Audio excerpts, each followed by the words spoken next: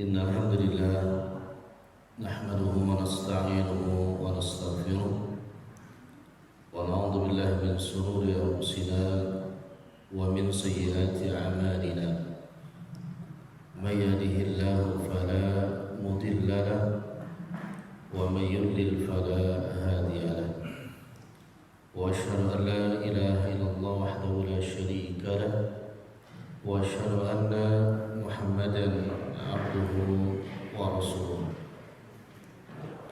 وقال تبارك وتعالى يا أيها الذين آمنوا اتقوا الله حق تقاته ولا تموتن إلا وأنتم مسلمون.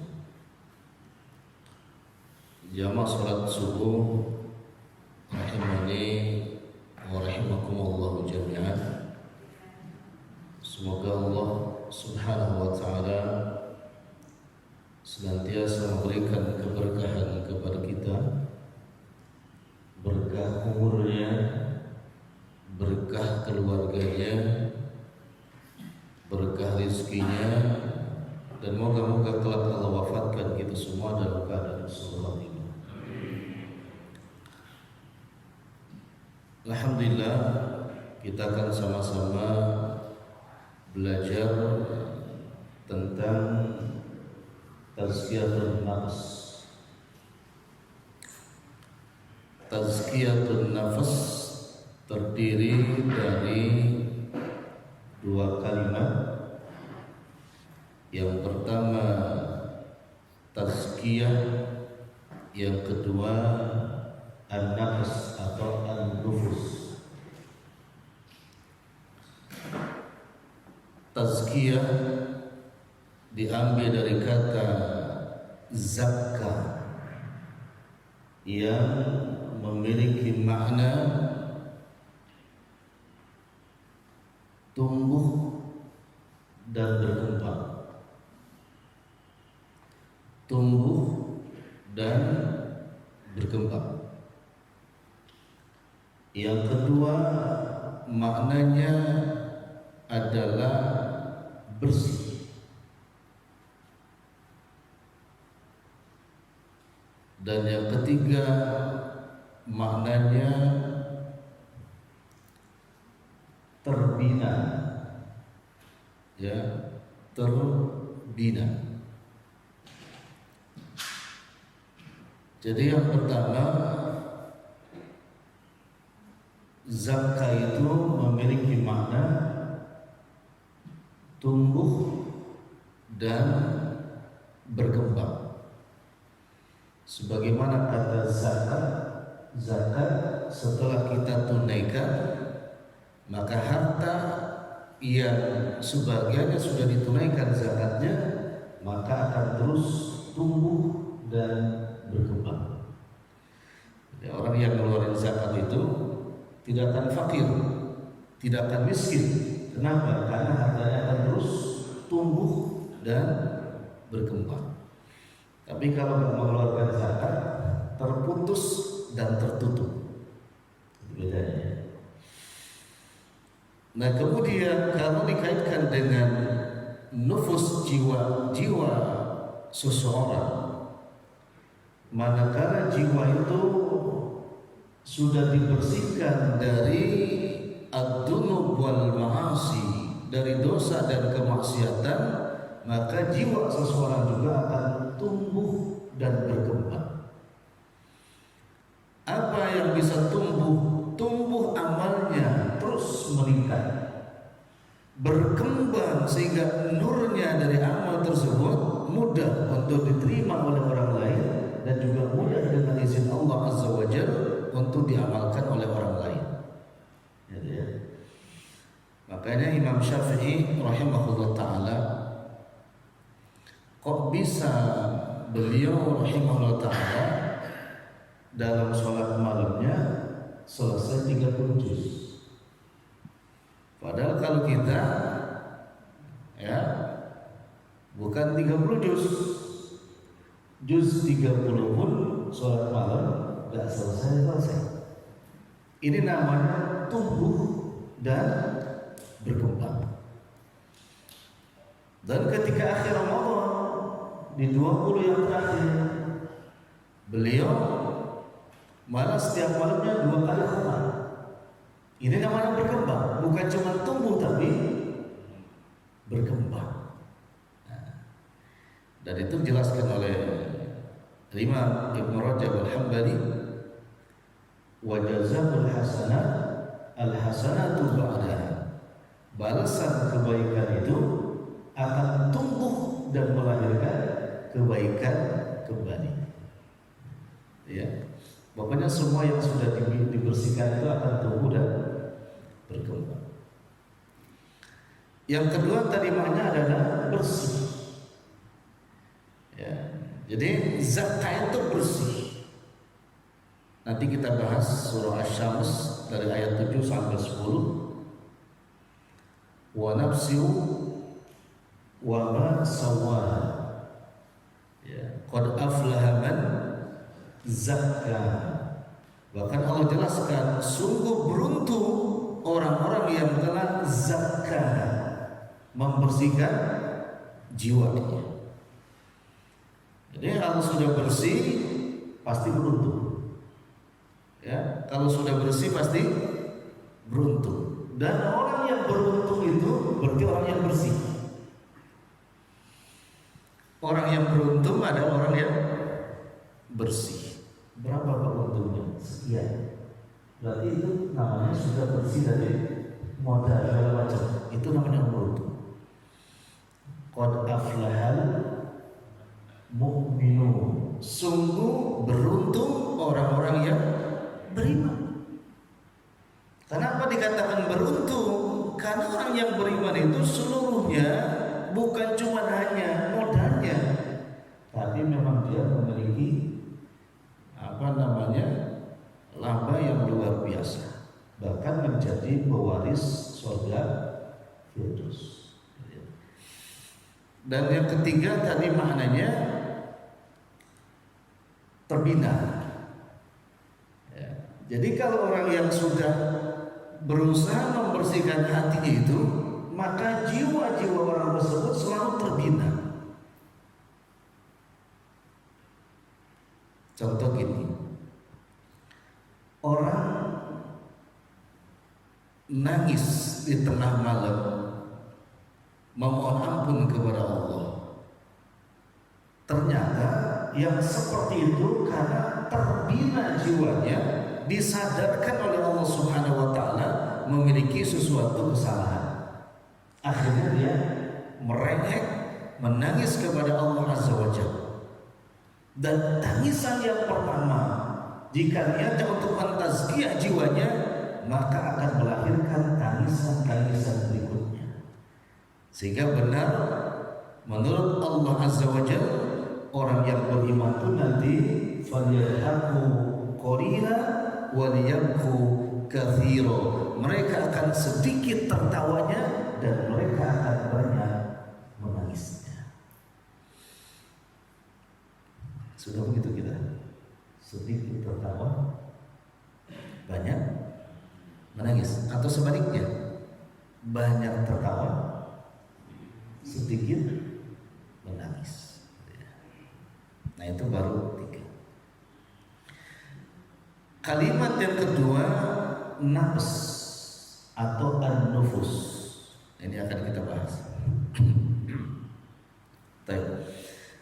Dari mana lahirnya kalimat an-nufus atau an-nafs? Kita lihat surah Al-Hijr ayat yang ke-26, 27, 28. Ini prolog dulu ya, belum ke bahasa. Supaya apa itu tazkiyatun nafs? Di surah Al-Hijr ayat 28. Silakan dari 27 enggak apa-apa. Wa idz qala rabbuka lil malaikati inni khaliqum basyaram min salsalin min hamain masnun fa idza sawaituhu wa nafakhtu fihi min ruhi.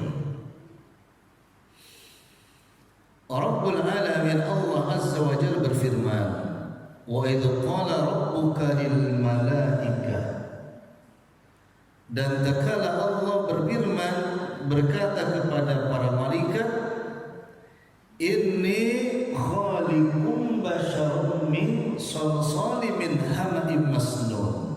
Sesungguhnya kami, kata Allah azza wa jalla, hendak mencipta, ya, khaliqun mencipta, isim fa'il. Apa yang akan dicipta oleh Allah? Basyara. Karena manusia itu disebut dalam Al-Quran dalam 5 sebutan. Ada basyar, ada ins yang disandingkan dengan jin, insual jin, ada insan, ada anas, ada juga bani Adam. Itu nanti lihat ya. Karena gak bahas itu dulu. Sebutkan karena di sini sebutnya apa? Basyar. Ya, basyar. Nah, ayat ini menurut para ulama ahli tafsir, ketika Allah menyebutkan basyar min salsalin, berarti Allah mencipta sesuatu yang akan ada itu dari sesuatu yang sudah ada, yang akan diadakan, diciptakan dari sesuatu yang sudah ada. Karena bahasanya min salsalin, berarti dari sesuatu yang sudah ada. Min hama'in masnun. Maka di Quran itu kan ada khalaqa, ada ja'ala, ada fatara. Nah, kalau khalaqa menciptakan sesuatu dari yang ada, misalkan di surah Al-Mu'minun ayat 13-15, wa laqad khalaqal insana min sulalatin min tin, atau wa laqad khalaqal insana min nutfah, ya, nutfah berarti sesuatu yang sudah ada, ya, wujudun ila wujudin akhar, sesuatu yang ada dicipta untuk menjadi wujud-wujud yang lainnya. Dari nutfah menjadi apa? Allah cipta min nutfatin alaqah, min alaqatin mudghah, min mudghatin idhama, faqasawna al-idhama lahma, thumma ansha'nahu khalqan akhar. Kemudian setelah itu Allah ciptakan makhluk yang lainnya, bukan lagi namanya nutfah tapi alaqah, bukan lagi alaqah tapi mudghah, bukan lagi mudghah tapi idhama, bukan lagi nutfah alaqah dan idhama, tapi menjadi basyar, menjadi manusia. Gitu ya. Ya, kalau terus nutfah kita nggak jadi, kan begini. Ini prosesnya arba'ina yawman, 40 hari, 40 hari, 40 hari. Nah, kalau ja'ala, ini kolerasinya dengan Al-Baqarah ayat yang ke-30. Redaksi ayatnya sama. Maka kalau dalam ilmu tafsir ini disebut dengan metode tahlili. Metode tahlili menafsirkan tafsir dengan urutan ayat, ya, yang memang berkaitan atau muqarrin. Nah, redaksi di Al-Baqarah ayat ke-30 hampir sama. Wa idh qala rabbuka lil malaikati. Bedanya apa? Inni ja'ilun fil ardi khalifah, gitu ya. Kalau Al-Hijr tadi apa? Inni khaliqun bashar. Kalau ini Al-Baqarah 30, inni ja'ilun fil ardi khalifah. Nah, kalau ja'ilun, ya, itu bukan lagi mencipta, tapi ja'ilun maknanya adalah memfungsikan dari sesuatu yang ada sedang Allah perintahkan, ini loh fungsinya itu seperti ini. Makanya kenapa perlu tasghiyatun nafas ini? Jin diciptakan dari apa? Api. Manusia tanah. Ini jin dari api, manusia dari tanah. Kenapa sih jin kok cemburu? Bukan cemburu, apa namanya? Merasa disaingi iri. Padahal dari komposisinya beda. Kalau ini kan gak level sebetulnya. Masa yang dari api iri dengan tanah gak level kan? Kalau mau iri itu dia dari api, ini dari di atas api apa ya? Yang lebih tinggi di atas api apa? Yang lebih berharga lah. Ini dari api katakanlah, ini dari mutiara. Boleh dong ini iri. Kenapa? Karena dari segi fisiknya sudah beda. Ini lebih berharga gitu kan. Tapi gak masuk akalnya. Ini yang dari api kok iri sama tanah? Gimana coba? Masuk akal gak? Maka orang irian itu, maksud bukan irian ya. Orang suka iri itu kebanyakan gak masuk akal loh. Irian, iri, gak masuk akal itu. Loh, kenapa dia bisa iri? Ternyata di surah Al-Hijr itu Allah hanya menjelaskan proses diciptakannya manusia itu dari tanah. Jadi ketika Allah katakan prosesnya Adam dari tanah, jin itu gak iri Pak. Dia dari tanah gitu ya. Kenapa? Karena gak merasakan persaingan.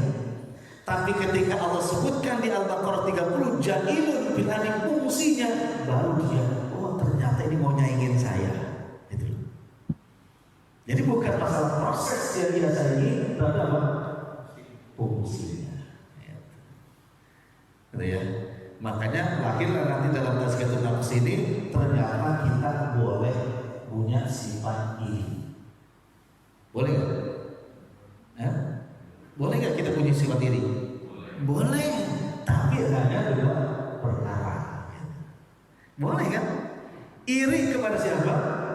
Ahli Quran kata Nabi SAW. Boleh kepada ahli Quran yang anak al-laili wal atrafana. Dia berdiri menegakkan membaca Quran di waktu malam dan mengamalkan Quran di waktu siang. Kalau ketemu orang seperti itu boleh kita iri, tapi dengki nggak boleh. Hanya boleh iri. Saya pengen jadi dia, iri sama dia, kok luar biasa solehnya. Itu satu. Kedua yang boleh iri itu kepada siapa? Kepada sahibul mal, orang yang punya harta banyak, yang dengan hartanya itu dia beramal di jalan Allah Azza wa Jalla tanpa henti. Maka kalau ketemu orang seperti itu boleh iri. Selain daripada itu, iri dilarang. Nah, termasuk jin itu iri kepada fungsinya karena manusia lebih tinggi ilmunya, itu dilarang. Sampai puncak tertinggi irinya mana? Ketika Allah katakan, wa idh qala rabbuka lil malaikati isjudu li adama fasajadu illa iblis. Dia ablasa yublisu iblisan, membangkang kebenaran. Jadi setiap sesuatu atau manusia yang membangkang untuk melakukan kebenaran, maka itu sifatnya sifat iblis. Jadi iblis itu pembangkang kebenaran. Jadi kalau yuk Pak sholat besok aja, nah, itu namanya iblis. Namanya iblis. Pak, duitnya sudah banyak, keluarkan zakatnya, masih kurang. Itu iblis. Gitu ya. Ini kalau dengan Allahu Akbar ada kemudian asik saja.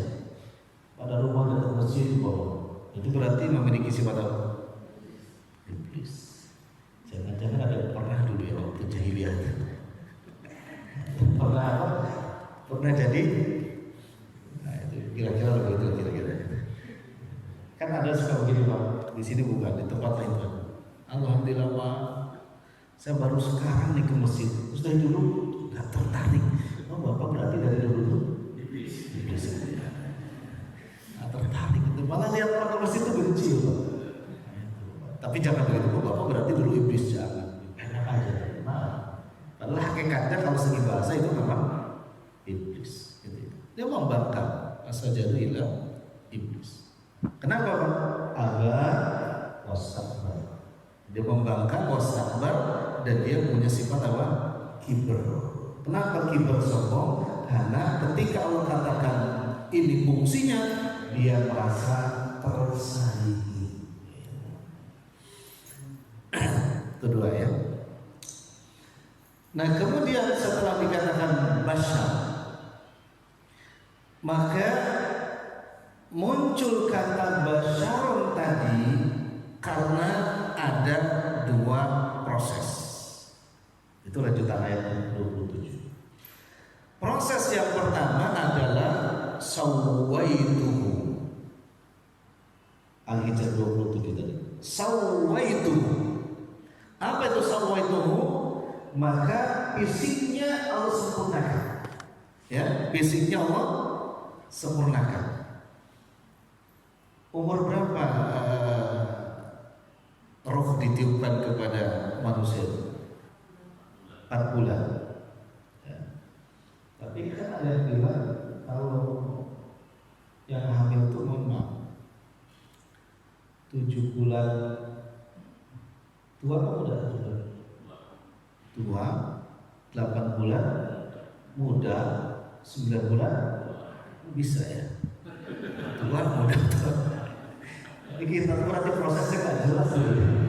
Tua muda. Yang ada tuh awet tua bukan awet muda ya. Masya Allah. Akhirnya kan ya repot lah kalau begitu. 4 bulan. Kenapa 4 bulan?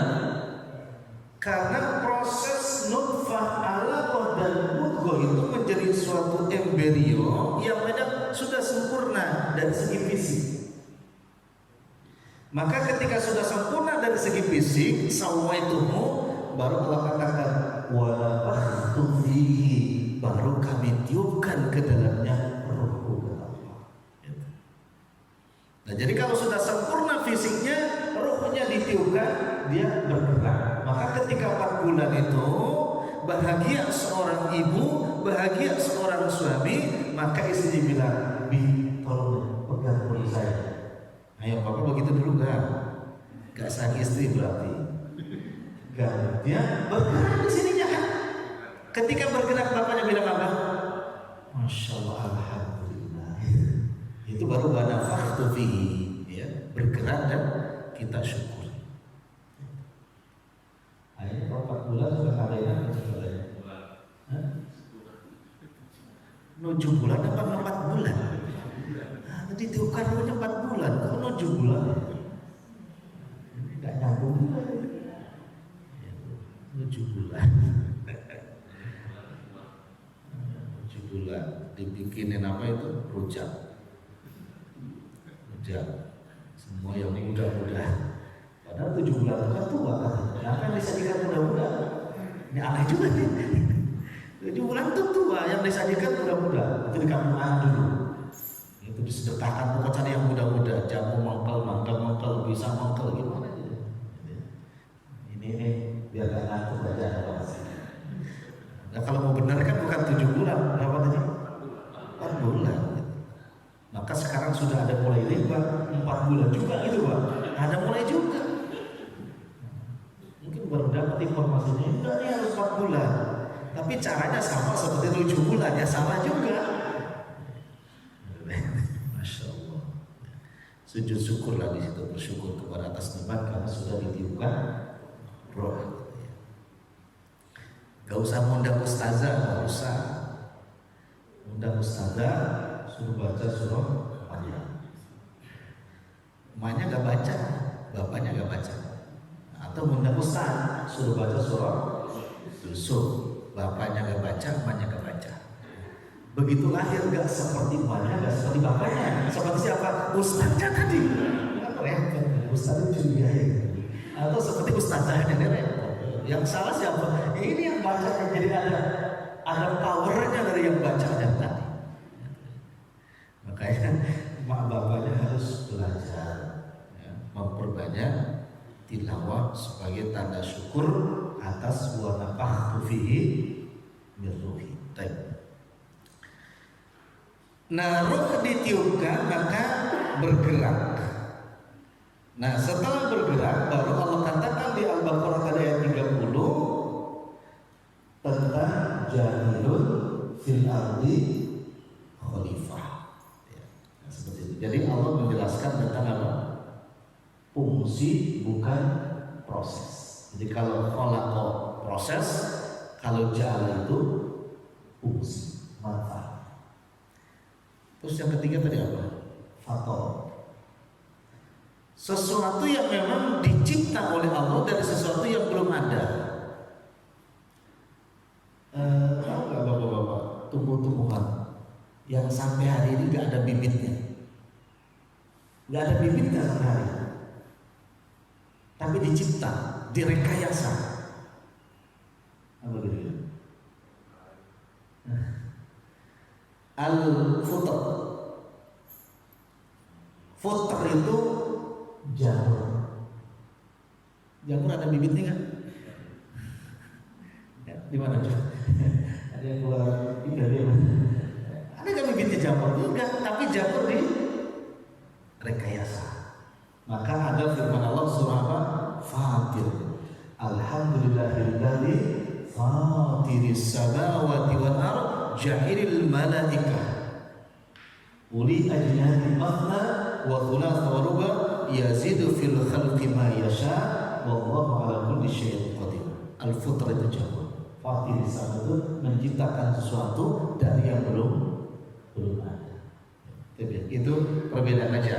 Nah kemudian setelah disebutkan aku tiupkan roh kepadanya, ya, tentu datang dari mana? Dari Allah.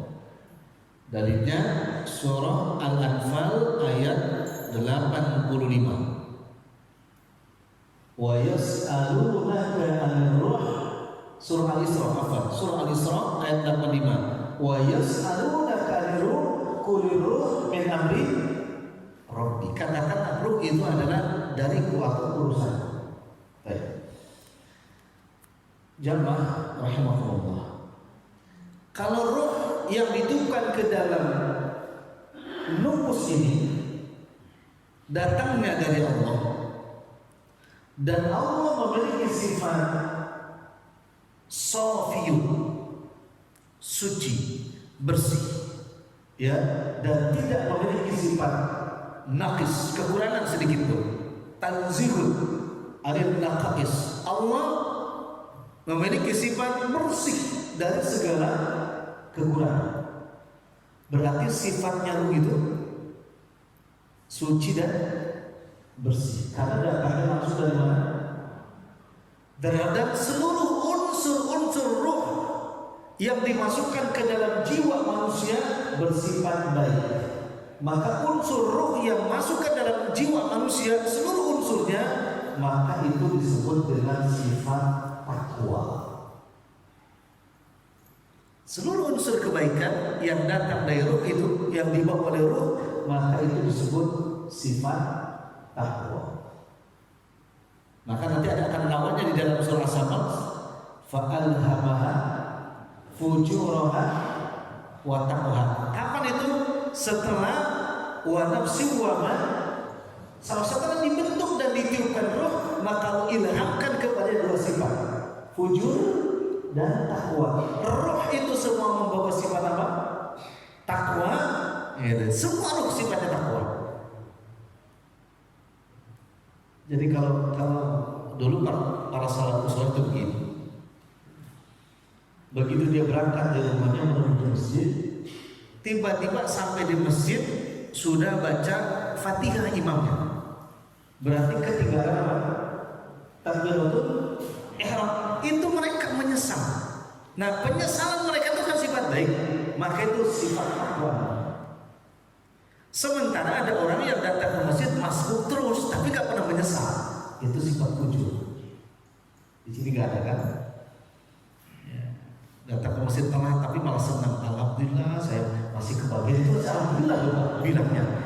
Tapi orang salah musuh itu enggak, dia menyesal itu. Kenapa? Karena sifat takwanya terpelihara. Gak sholat tahajud semalam tuh nyeselnya luar biasa Pak. Tapi kalau yang gak terpelihara baru satu malam, ya kan? Yang lain berapa? Sebulan katanya, kan gitu. Ini beda, sifat fujur yang mengalir dengan sifat takwa yang mengalir. Roh itu seluruh unsurnya adalah sifatnya takwa. Nah, jadi kita tuh tercipta dari mana Pak? Dua fungsi. Cikal bakalnya basyariah adalah dari dunia, roh dari mana? Langit. Baik. Kalau bercampur dua komposisi, yang suci dengan yang tidak suci, kira-kira saling menarik ya? Satu sama lain. Ya. Maka kadang-kadang kita ada nyesel, tapi juga ada kadang-kadang bawaannya itu udahlah sekali aja. Tapi sudah sekali aja itu bilang, kenapa kok malah enggak gitu?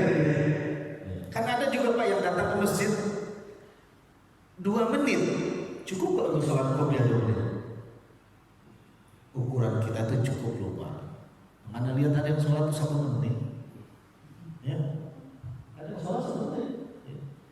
Bahkan ajib banget tuh, ada yang 23 8 menit, ajib gitu kan. Ternyata mau 2 menit aja sholat sudah tuh, aku ini nyampe apa enggak gitu. Gimana ini manajemen baca fatihahnya gitu lah. Kalau cuma 2 menit gitu. Tapi ada orang begitu masuk masjid itu walaupun masih sisa 4 menit, dia diam aja, duduk aja. Nah, ketika dia tahu ilmunya, nyesel. Oh iya ya, kenapa saya gak manfaatin untuk sholat?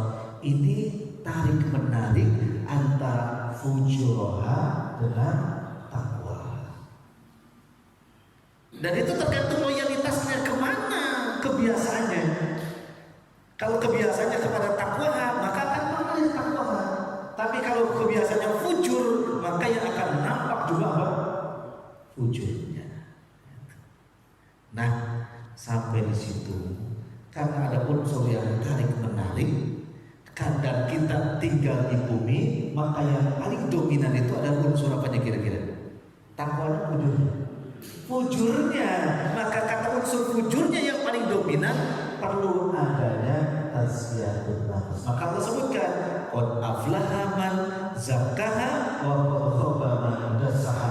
Orang semuanya tidak ada yang tazkiyah, tapi kalau beruntung yang mau memperbaiki sifat fujurnya, kemudian dia memperbanyak sifat takwanya. Itu baru muncul namanya tazkiyatun nafs di dalam surah Asy-Syams. Gitu ya. Sepakat nggak Pak? Kita itu memang unsur fujurnya yang paling dominan. Iya. Mudah-mudahan setelah banyak ngaji, unsur takwanya yang dominan, bukan fujurnya. Masya Allah. Kalau Bapak masih ngantor itu di jalan, fujurnya yang paling dominan apa takwanya? Ini yang masih ngantor, mobil gitu kan. Mata kita tuh fujurnya apa takwanya yang paling dominan? Kalau takwanya disuruh menahan gitu kan, yang haram nunduk gitu. Tapi kalau fujurnya sampai nabrak dia, gitu. Kenapa? Fujurnya yang dominan. Itu kalau bawa mobil sendiri. Kalau naik kereta gimana? Fujurnya apa takwanya yang dominan? Ini khusus bapak-bapak. Masya Allah, ini fakta kita. Maka perlu ada namanya tazkiyatun. Allah perintahkan, jadi hukumnya wajib bertazkiyah. Allah perintahkan, aflaman zakah itu diperintahkan. Sungguh beruntung kata Allah orang-orang yang mau mentazkiyah jiwanya. Maka alhamdulillah dengan langkah ke masjid ini kan Allah angkat derajat kita dan Allah gugurkan khotoya, kesalahan kita. Maka disepakati oleh para ulama, salah satu derajat yang akan menaikkan seseorang menjadi 25 derajat atau 27 derajat dalam sholat berjamaah, salah satunya menjaga perjalanan dari rumah menuju masjid ini. Dijaga. sehingga akumulasinya menjadi 25 derajat sampai 27 derajat. Dijaga, karena banyak godaannya. Yang paling jauh ke masjid ini berapa meter, Pak? Bapak rumahnya paling jauh? Ada 300. Alhamdulillah. Jalan kaki bawa motor? Oh, itu yang jalan kaki luar biasa. Memang sunnahnya jalan kaki. Tapi jangan sini Cipondo, karena nggak nyampe sumber. Yang 100 meter doang jalan kaki itu. Bagi yang masih sehat dan insya Allah bertambah sehat, ya, berjalan kaki. Kemudian sepanjang jalan, kata sebagian ulama salaf itu, dia berpikir, sehingga akumulasinya nanti menjadi 25 derajat, berjamaah itu fadilahnya menjadi 20 derajat. Ada yang nanam apa nih? Pohon mangga gitu. Ada ya? Pohon sayuran. Zikir yang diajarkan Nabi SAW ketika kita berjalan kemudian menemukan buah yang baru berbuah, pohon yang baru berbuah atau sayur-mayur yang baru subur gitu. Apa itu zikirnya? Ya? Masya Allah. Ya nggak apa-apa sih Pak, Masya Allah juga. Kalau melihat yang tanamnya. Nabi ajarkan Allahumma barik lana fi samarina wa barik lana fi biladina wa barik lana fi sahina wa muddina. Itu doa zikir ketika Bapak jalan menuju masjid. Ini biar tanggal 25 sampai 27 Pak. Ya, melihat kiri kanan tiba-tiba ada buah. Wah, menarik itu. Mangganya, duriannya, umpama yang durian, rambutannya. Lalu Bapak baca tadi, Allahumma barik lana fi samarina. Ya Allah, berkahilah buah-buahan yang ada di komplek kami. Itu maksudnya. Wa fi biladina, dan yang ada di umumnya di negeri kami. Wa barik lana fi sa'ina wa mudina, dan berkahilah timbangan-timbangan para pedagang kami dan takaran-takaran para pedagang kami.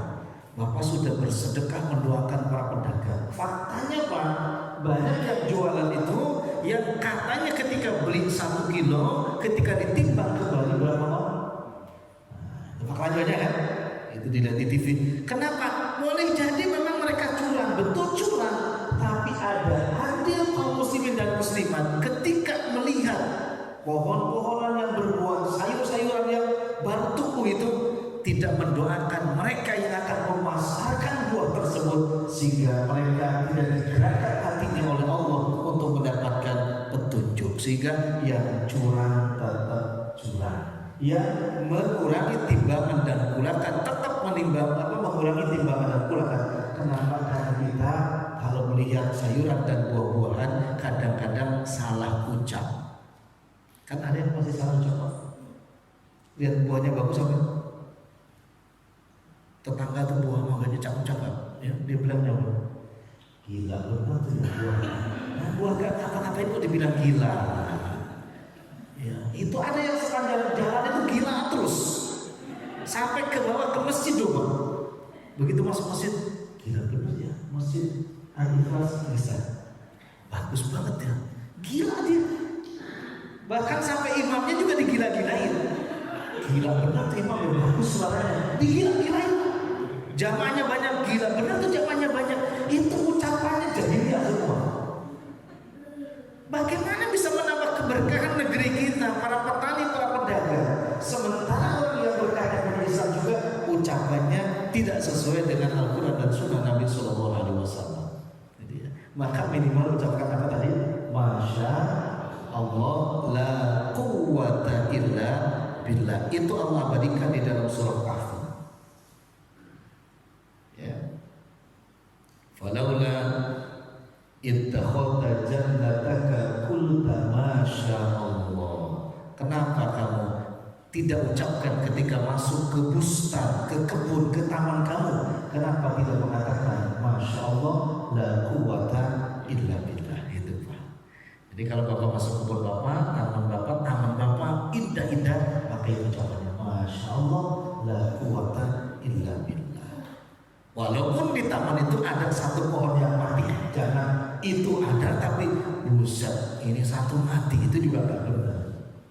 Dia banyak itu gila, buset, kampret. Itu kan masih ada kayak begitu loh. Ini mesti ditazkiyah ya semuanya. Anak punya teman badminton, guru STM. Itu kalau nyemes itu dan nyemes atau dia bolanya gak dapat, pasti ucapannya kampret. Kampret itu apa sih? Apa tuh kampret ya? Kalau di Sunda kan kampret itu baju pangsi yang untuk silat. Itu baju kampret. Kampret ini selalu Pak, kalau salah dia kampret. Jadi kita itu dikir kampretnya itu berapa ribu dia di lapangan begitu. 2 set itu, 1 set itu. Gak bayangin loh Pak, kalau lagi begitu. Kampret, malaikat nyambut nyawanya. Dia terakhir dari mulutnya apa yang keluar? Kampret. Berarti nanti bersama kampret. Padahal kita diharapkan yang akhirnya apa? La ilaha. Ayo, Anda nih nasihatkan kepada Anda dan jamaah sekalian yang Anda muliakan. Ada yang mau badminton ada? Yang masih main badminton ada? Alhamdulillah. Tidak apa-apa. Riyadhah apa saja olahraga silakan. Tapi ya tetap yang namanya zikir itu harus tetap kita jalankan. Alladzina yadhkurunallaha qiyaman. Orang yang sudah mengalir tazkiyah di dalam jiwanya selalu berpikir dalam posisi apa? Qiyaman, berdiri. Maksudnya apa? Seluruh aktivitas qiyaman, seluruh aktivitas yang dilakukan dengan apa? Ketika berdiri. Badminton berdiri apa dulu? Berdiri. Berarti boleh apa? Yadhkurunallah. Mentazkiyah di lapangan badminton kita berdiri. Caranya bagaimana? Sebutnya bismillah. Bismillah. Coba Bapak, coba nanti menang terus insya Allah. Kalau Bapak bisa mainnya, kan kalau nggak bisa ya gimana? Bismillah. Itu kan ikhtiarnya ada. Masa gak bisa Bismillah Ustaz kok gak bisa? Ya Bapak gak latihan. Bismillah. Sir, aujar, sir. Ya, minimal raum. Raum itu apa? Terdengar oleh. Itu Bapak dakwah, tidak mesti naik mimbar. Enggak. Badminton Bapak Bismillah dakwah. Dari mana dalilnya? Nabi katakan kullu amrin bi walidayhi ta'ala bismillah wa a'ta wa fi riwayatin bahwa segala sesuatu yang baik itu mesti diawali dengan apa? Bismillah. Kalau enggak maka enggak sempurna. Bismillah. Ya. Loh, yang namanya olahraga itu juga sunnah Nabi, karena Nabi juga olahraga. Berenang, naik kuda, gitu kan? Itu lari, itu Nabi. Nah kita sekarang golf, badminton. Ini olahraga, maka yang baik itu awali dengan apa? Bismillah. Ini tazkiyahnya, karena bab yang pertama ikhlas. Ini tazkiyahnya. Kalau di hadis arba'in, fikih yang lain bab pertama itu niat. Kalau di buku ini tazkiyatun nafs bab yang pertama itu ikhlas. Tapi kita belum bahas ini gambar. Begini, kalau Bapak badminton itu niatnya apa? Niat biar panjang umur atau biar sehat? Ya. Tapi ada gak yang jalan lari pagi itu, jogging itu? Yuk kita jogging, kenapa? Biar panjang umur. Ada yang ngomong gitu kan? Ada ya? Ini tazkiyatun nafs. Pertanyaannya, apakah orang sehat terus itu gak bakal meninggal? Apakah orang yang gemar olahraga itu gak bakalan meninggal? Meninggal apa enggak? Tidak meninggal. itu selalu meninggalnya lebih awal, lebih dominan daripada orang sehat. Berarti sehat tidak menjamin panjang umur, dan sakit juga tidak menjamin pendek umur. Ini dari kasihan karena pokoknya sehat, oh gitu ya.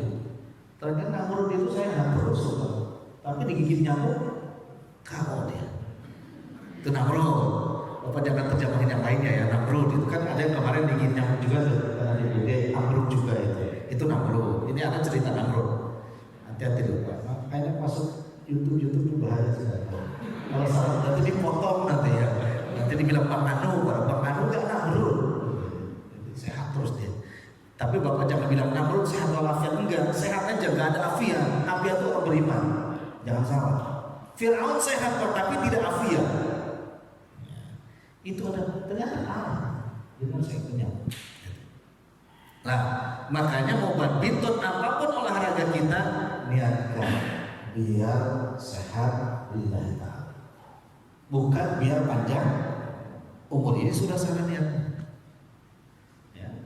Makanya kalau biar sehat dimanapun Pak, Bismillah, Bismillah, gitu kan? Begitu bolanya nggak dapet, innalillah. Nyemes kenceng juga bisa, Allahu Akbar. Nggak salah, boleh aja. Kenapa? Tempatnya kan bersih, ya kan? Badminton bukan di kamar, bukan di WC, Pak. Bukan, lapangan bersih. Bahkan ada keringat sedikit pun dilap, boleh kumandangkan itu. Tapi tidak boleh teriak, Allahu Akbar. Salam innalillahi, tidak juga begitu. Itu kan dzikir namanya. Jadi kalau ditanya dalil itu, alladzina yadhkurunallaha qiyaman wa qu'udan wa ala junubihim. Tazkiyah. Banyak fakta dan banyak contohnya. Ada orang meninggal di lapangan badminton. Anda bukan takut yang main badminton.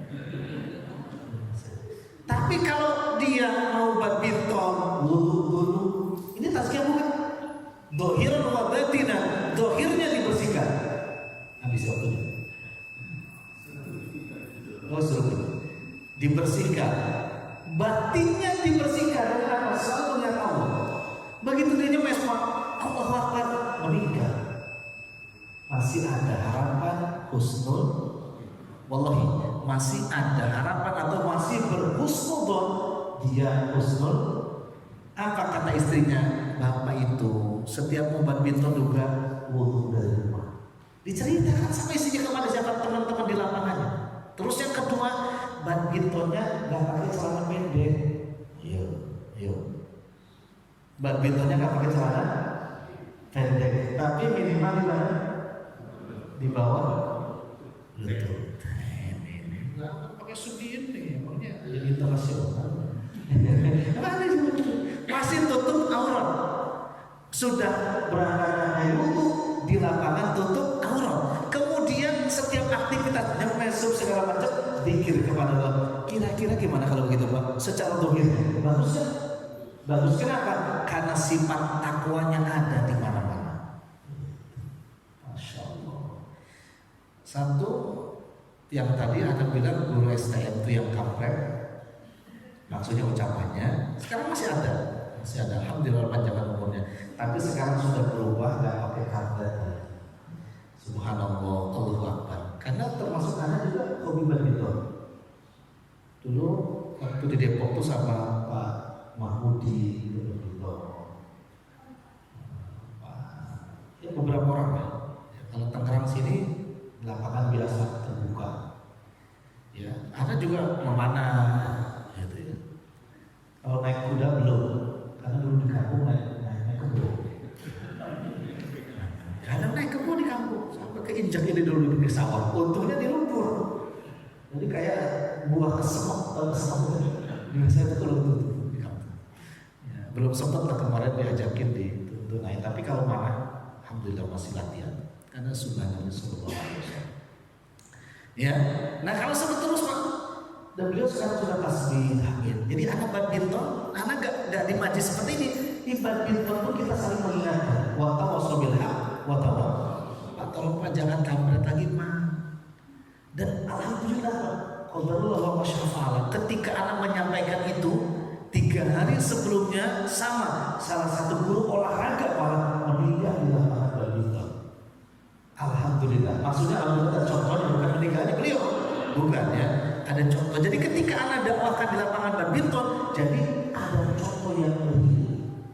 Beliau imam sholat hari Sabtu, karena kita badminton Sabtu dan Ahad. Dia masih bilang, ba'da salam itu biasalah badminton enggak, ayo, semangat beliau duluan. Kan ada orang yang semangat ke masjid lebih awal, ada yang semangat badminton itu lebih awal, kan begitu kan? Tergantung kuat takwa atau kujoran, kan begitu kan? Ada yang semangat badminton itu belum dibuka, hallnya itu sudah nungguin aja. Dia bilang, saya udah setengah jam gitu, tapi di masjid enggak, setengah jam dia telatnya. Jadi yang mengalir fujurnya di sana, takwanya di sini. Ya. Lagi pemanasan, alhamdulillah orang baik, insya Allah mudah-mudahan bersuara orang baik. Dia langsung terjadi meninggal. Itu di lapangan badminton. Nah, 3 hari itu kita rebonya, ada main rebonya. Nah, itu kita ceramahin. Alhamdulillah, jangan repot-repot pakai training. Tahun kita kemarin meninggal di lapangan itu ya, insya Allah baik beliau. Kenapa? Karena luar biasa. Nah itu, gitu kan? Kan kita meninggal nggak tahu di mana. Yang main golf di lapangan golf, yang main badminton tempat badminton, yang pernah, yang balapan mobil di mana? Iya, naik gunung meninggalnya. Mudah-mudahan bapak yang rajin ke masjid meninggalnya. Allahumma amin insyaallah. Nah itu faktanya seperti itu. Karena akan diwafatkan sesuai dengan kebiasaan. Ya, akan diwafatkan sesuai dengan kebiasaannya, masya Allah. Itu Pak. Ya. Jadi kita nasihatkan dimanapun supaya selalu takwanya yang masuk di dalam nufus ini bukan fujur. Kalau fujurnya bahaya. Ya karena kemungkinan suul khotimah bukan husnul khotimah. Ini penting ada takwa dimanapun ya. Sebelum kita masuk kepada bahasan yang pertama, biasakanlah sesuatu yang baik, karena nanti malaikat akan diutus oleh Allah mewafatkan kita dalam kebiasaan. Nah, endingnya di sini atau natijahnya di sini nanti setelah kita baca fujur dan takwa, sekecil apapun yang namanya fujur yang diartikan dengan kemaksiatan dan dzunub, maka akan mengundang bencana. Dari mana dalilnya? Salah satu asar, nanti asar itu perkataan sahabat dari Ali bin Abi Thalib radhiyallahu ta'ala anhu. Apa kata Ali? Ma nuzzila bala'un illa bid-dunubi wa ma rufi'a bala'un illa bitaubati. Kata sahabat Ali radhiyallahu ta'ala anhu, ma nuzzila bala'un, kami Allah Azza wa Jalla tidak menurunkan suatu bencana, musibah apapun ya, illa bidunubin, melainkan sebabnya karena dosa. Ini pentingnya takwa bukan fujur. Lalu wa ma rufi'a bala'un, dan Allah tidak akan mengangkat suatu bencana illa bitaubatin, melainkan kalau orang tersebut berhenti dari melakukan dosa dan segera bertaubat. Mungkin nggak orang yang tahu dosa? Mungkin, sangat mungkin. Jadi kalau Anda tanyakan dosa apa yang kita lakukan sehingga masjid-masjid banyak yang dikunci. Bahkan awal 2020 Masjid Nabawi dan Masjid Haram sempat dikunci. Dosa apa? Gitu kan? Dosa apa kita sampai hari ini kita sholat kita masih berjarak? Dosa apa sampai hari ini kita masih pakai masker? Jadi kita nggak boleh nyalahin yang lainnya.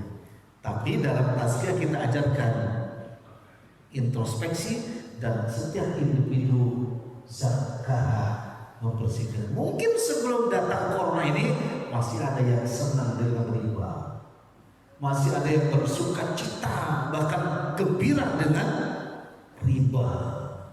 dengan memuji, dengan kibah, dengan mendolimi dan lain sebagainya, sehingga Allah turunkan wabah ini. Mungkin sangat boleh langsung dari Allah atau lewat manusia yang boleh, itu jelas caranya. Tapi asbabnya karena banyak fujurnya, dan fujur ini bisa dihilangkan dengan apa?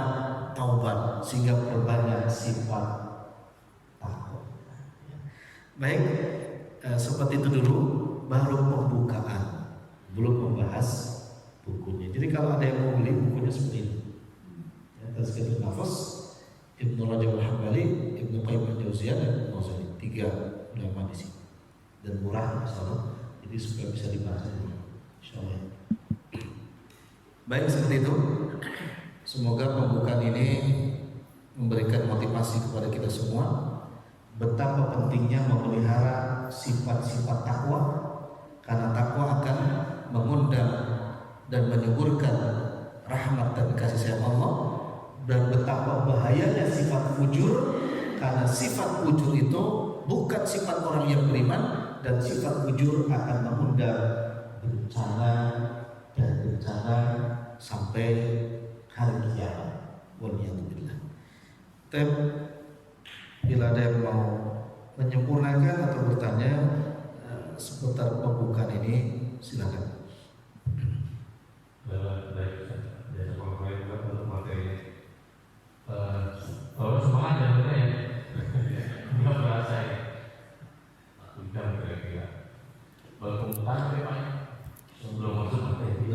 Ya buat bapak ini kalau ada yang ingin dipertanyakan, baik, Pak Ketua IPM.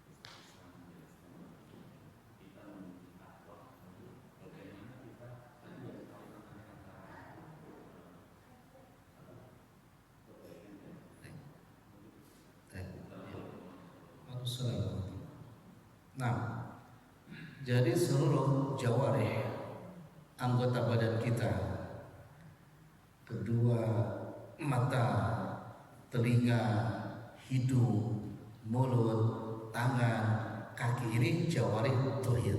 Itu semua harus sesuai dengan perintah Allah dan Rasulnya. Ya, tunduk kepada perintah Allah dan Rasulnya. Dan itu harus diusahakan.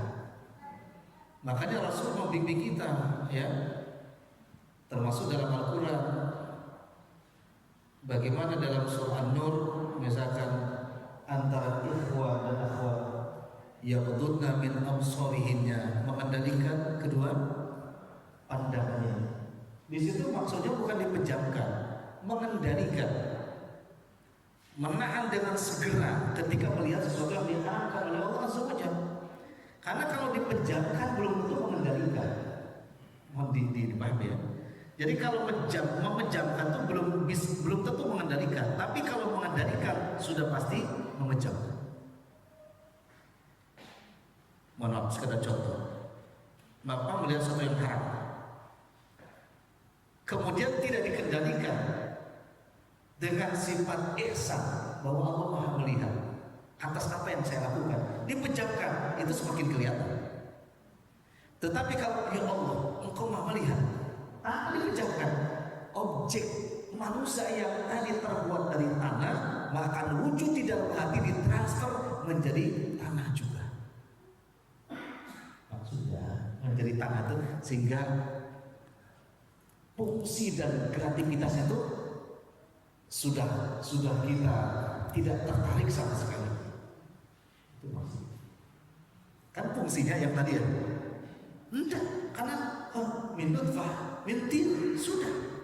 Kita menarik. Nah, itu. Tapi gak cukup dengan itu.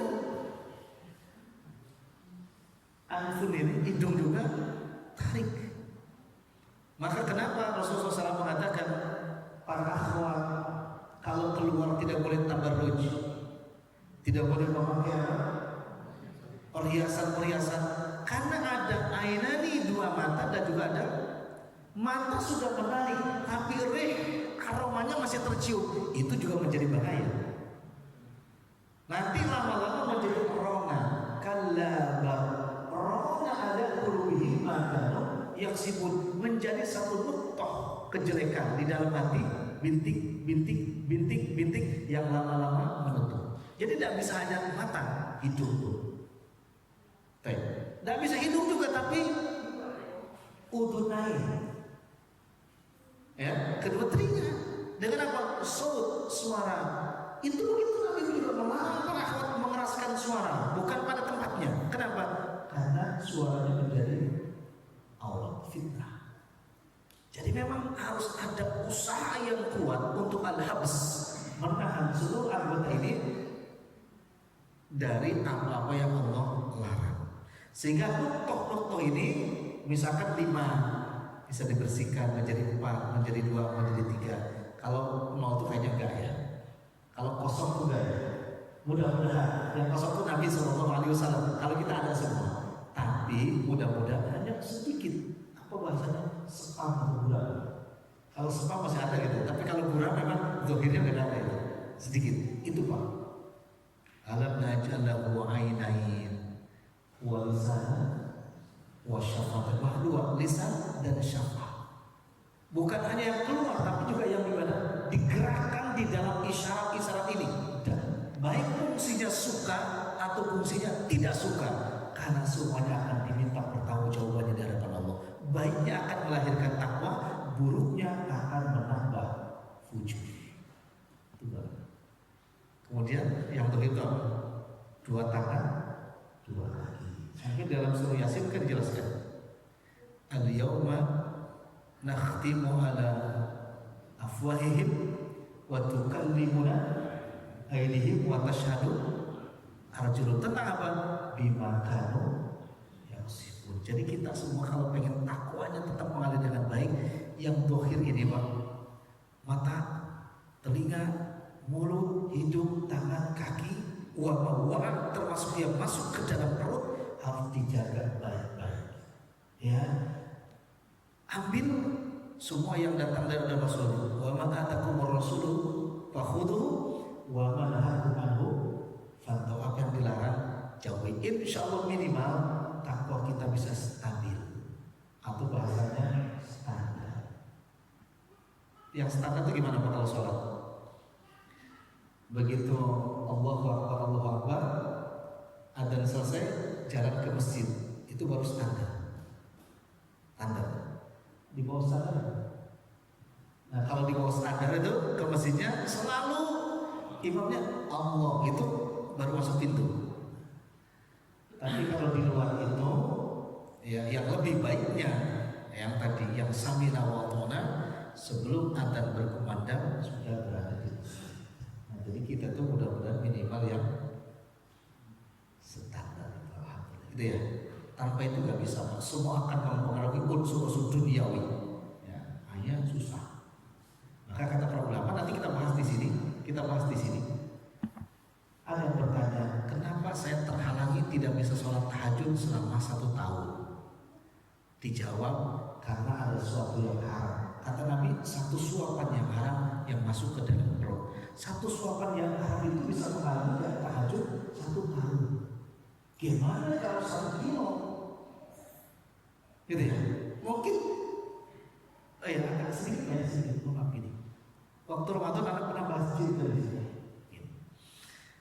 Anak lucu kalau orang-orang punya rumah bagus, ya, terang benderang, tapi masih takut dengan suara-suara jin. Tapi mereka tidak paham ketika di rumah yang bagus itu kok gak bisa baca Quran. Maksudnya berat untuk baca Quran, berat untuk sholat tahajud, berat untuk datang ke masjid, berat untuk infak sedekah, bahkan bawahnya marah-marah. Sebetulnya itu gangguan jin yang sebenarnya. Loh, kenapa jin bisa masuk? Karena unsur fujurnya banyak, bukan unsur apa? Takutnya kalau unsur takutnya nggak bisa, Pak. Sekali lagi, karena unsur apa? Fujurnya baik dari mana? Sehingga jin itu punya tempat. Dari mana dalilnya? Nabi bersabda, kata Nabi, kalau kalian makan di meja makan kalian, pasamilah maka baca Bismillah, fa inna syaitan yaqul. Karena syaitan berkata kepada balat-balatnya, kamu tidak baca Bismillah. Apa kata syaitan? Nah, nakulu. Oh, Nabi itu, hari ini kita bisa makan bersama dan baca nginap di rumah ini. Kenapa? Fujurnya, Pak. Tapi kalau dia baca Bismillah takwa, dia katakan la Nabi itu wala nakulu. Kita hari ini gak bisa makan dan gak bisa nginap di rumah ini. Kenapa? Karena tuan rumahnya membaca Bismillah. Takwa itu kalau walaupun cuma Bismillah bisa mengusir jin dan balat tentar dari rumah kita. Jadi jangan salahkan, justru itu yang bahaya, karena dia mengundang jin dengan sifat fujurnya. Jadi jangan salahkan, sebenarnya rumah kita tuh mungkin pernah, bahkan kita welcome untuk nginap menjadi penginapan jin dan balat tentaranya. Itu sifat fujur itu luar biasa bahayanya, dan sifat takwa luar biasa manfaatnya, walaupun hanya membaca Bismillah. Wallahu a'lam. Ada lima, Bu? Oke.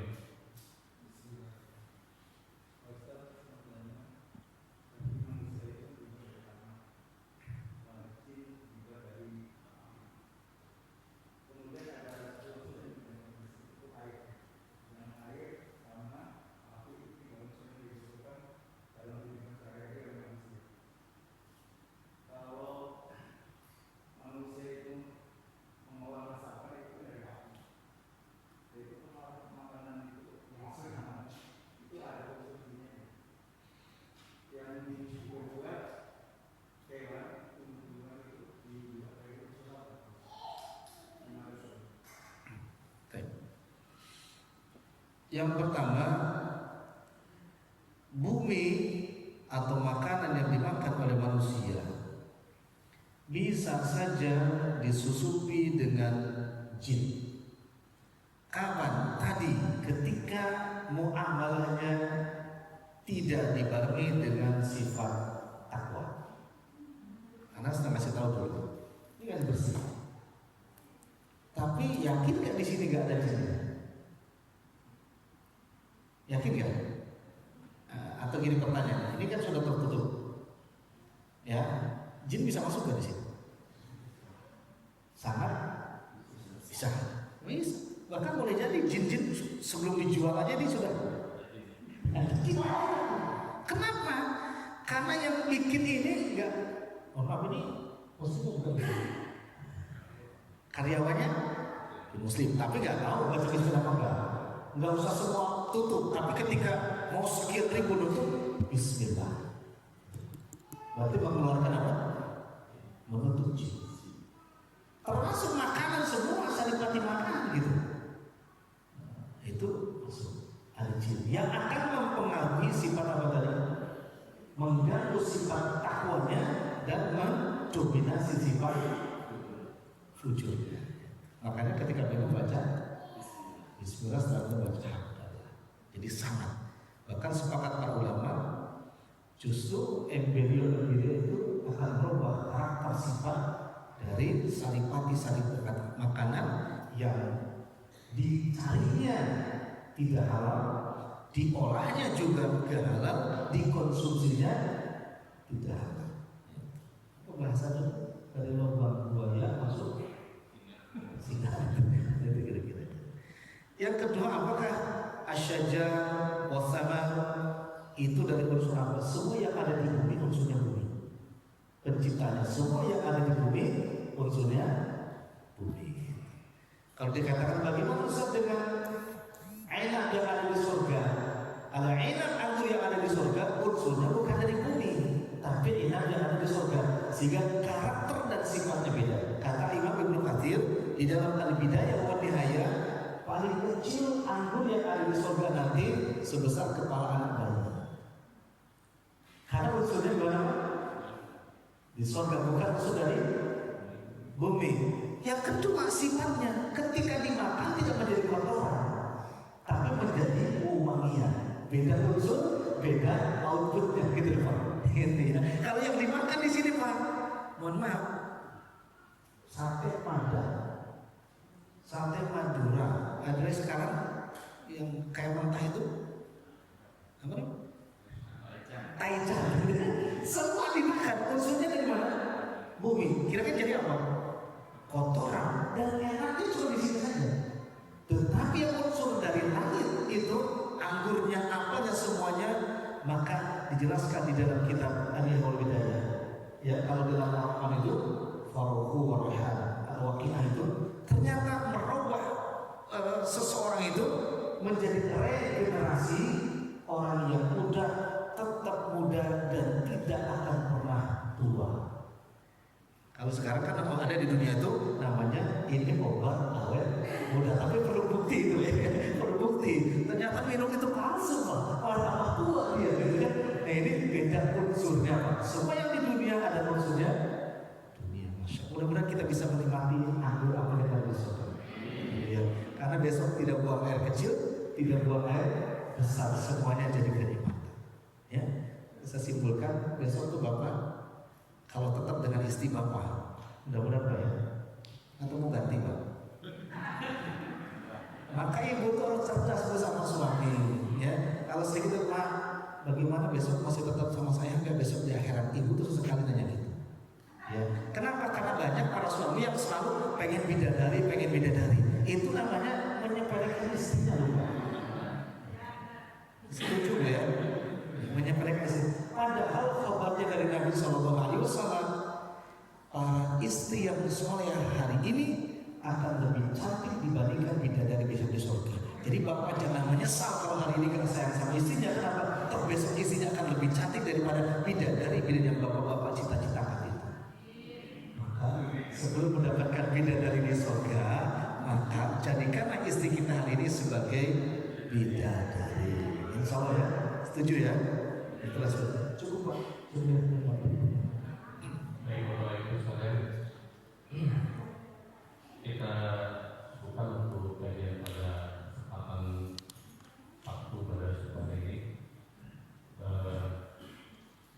Alhamdulillah kesempatan ini cukup panjang dan walaupun ini masih pembukaan, mudah-mudahan dari pembukaan ini saja kita sudah mendapat gambaran pencerahan, dan insya Allah karena ini berkelanjutan, jadi diharapkan Bapak Ibu juga bisa mengikuti terus setiap kajian ini. Insya Allah minggu depan beda materi lagi, jadi maksud kita akan terus mengikuti kajian ini dan sebetulnya keluarga masyarakat ya. Untuk itu mari kita akhiri kajian ini dengan baca hamdalah dan doa penutup. Alhamdulillah subhanallah wa bihamdihi asyhadu an la ilaha illa anta astaghfiruka wa atubu ilaik. Demikian